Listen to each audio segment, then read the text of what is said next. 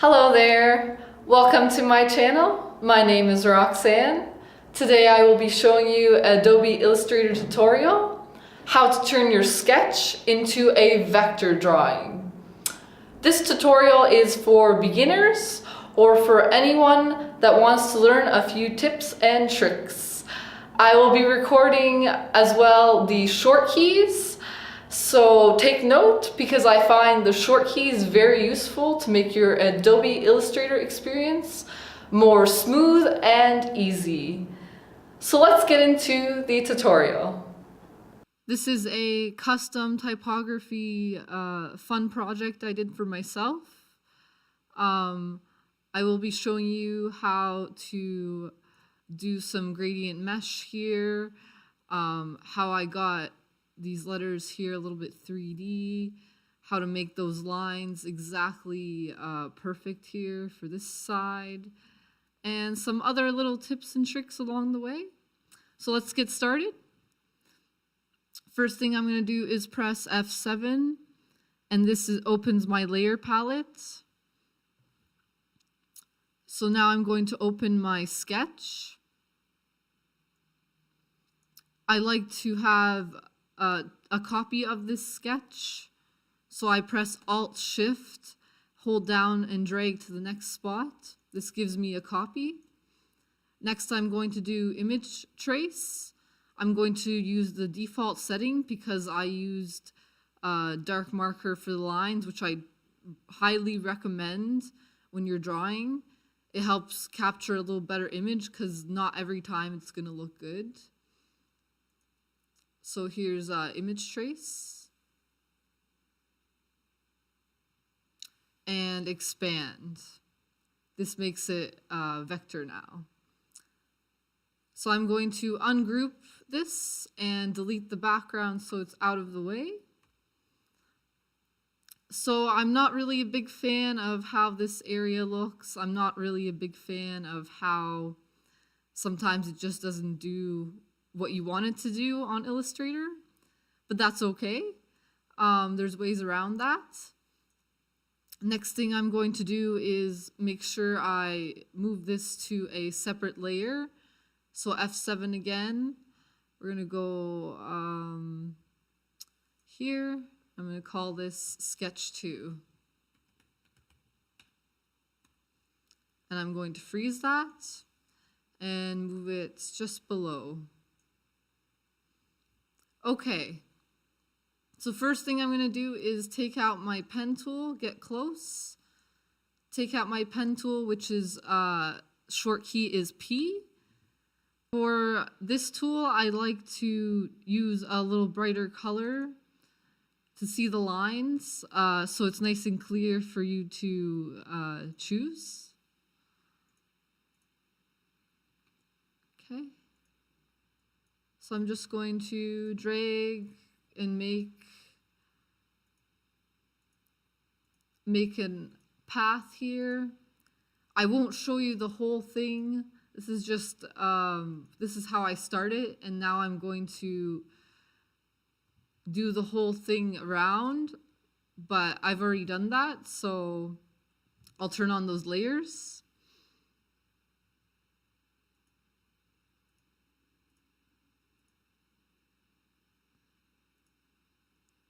Okay, so I made some outlines here.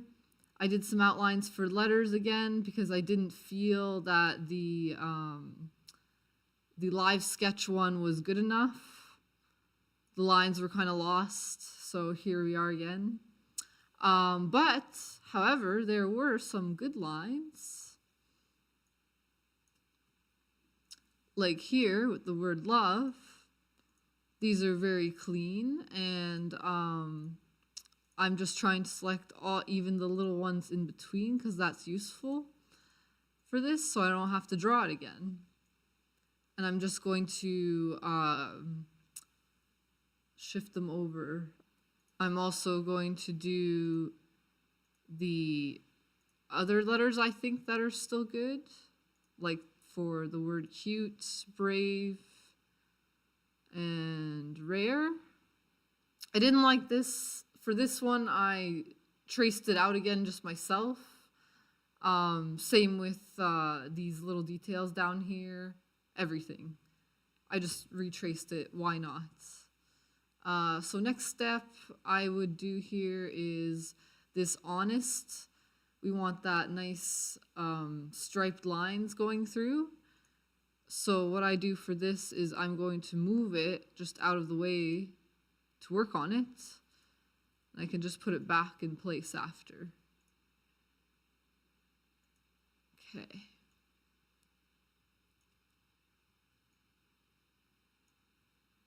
So for this one,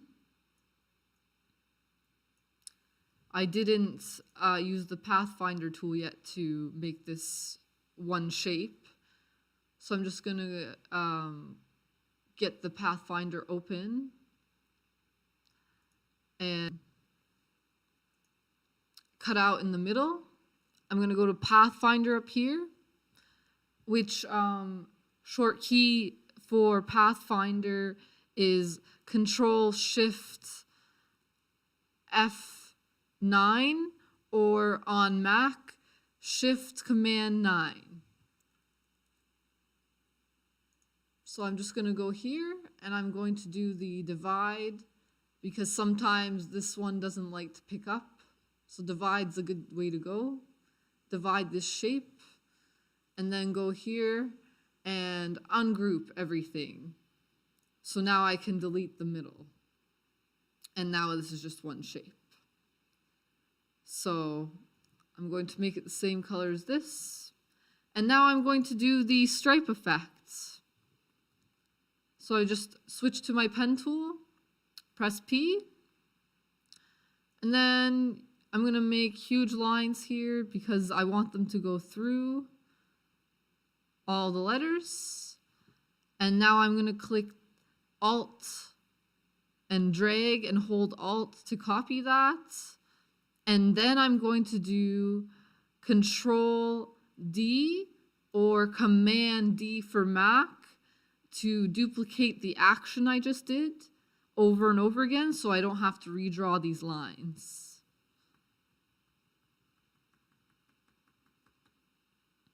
And see, it did go off a little bit, but that's okay.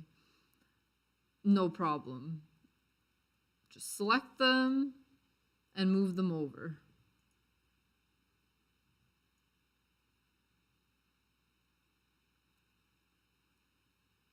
Think right about there. Okay. And now I'm just going to select all this and go to Pathfinder and divide. Now I got this all separate stripes here. So I just got to ungroup, and I noticed there's a few in between. You can delete those too. So ungroup. And make sure you delete the ones in between because they will show up later. So in this situation, I'm going to group all the items together. How I do that is I hold Shift and I select the items so I can select multiple items at the same time. And there we go, we have the first one completed. I just used different shades of color for this one. Next technique I'm going to show you is how to get the gradient mesh look. So I can show you with the word cute as an example for a gradient mesh. First thing I'd like to say is when you do gradient meshes, this kind of letter here might be a little tricky to work with, so there's highlighted areas here. I'm going to add that in after. For now, I'm going to fill in those little gaps there, and I'm going to make this a different color.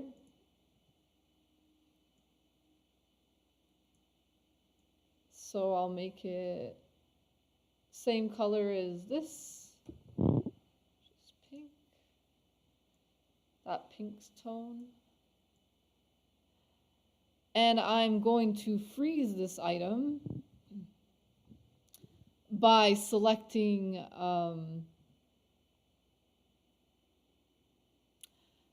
and now I'm going to freeze this item, selecting Control 2 for PC. Now I'm going to fill in these little spaces here and make these one shape. So I'll show you how to do that. First I will fill it in.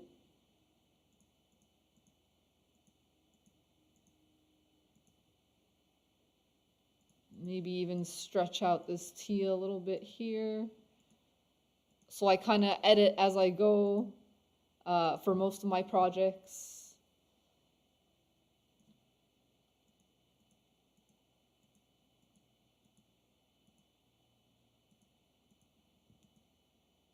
Okay, so I'm going to unlock Control Alt 2 to unlock those shapes I just locked. Now I'm going to use the Pathfinder tool.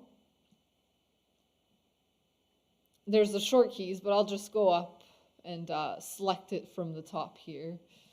And I'm just going to use the first one and add them together. So now it's just one shape.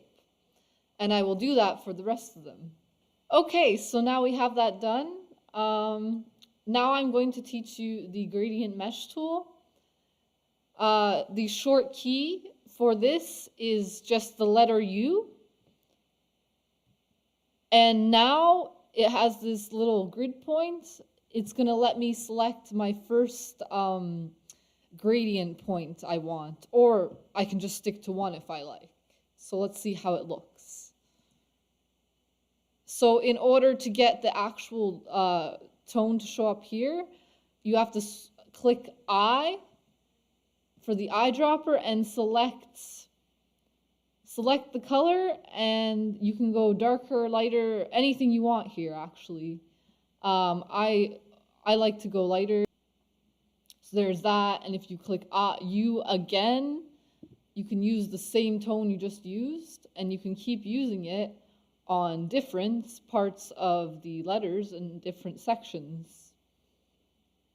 So now it's got a 3D more look to it. So it's the exact same technique for all these letters here. Love, happy, caring, cute. Those are the only ones I use gradient mesh on. The rest I just used basic pen tool or use the actual drawing. And for the little dots, I drew circles, mini circles, dragged them with the Alt key to make that effect. And one more thing I'm going to show you today is these letters. They have a slight 3D look to them. I used a different tool for this. So if we go back here, I will show you the example for affectionates. So I will be selecting the letters for affectionate to show you the last technique for today, the 3D effect.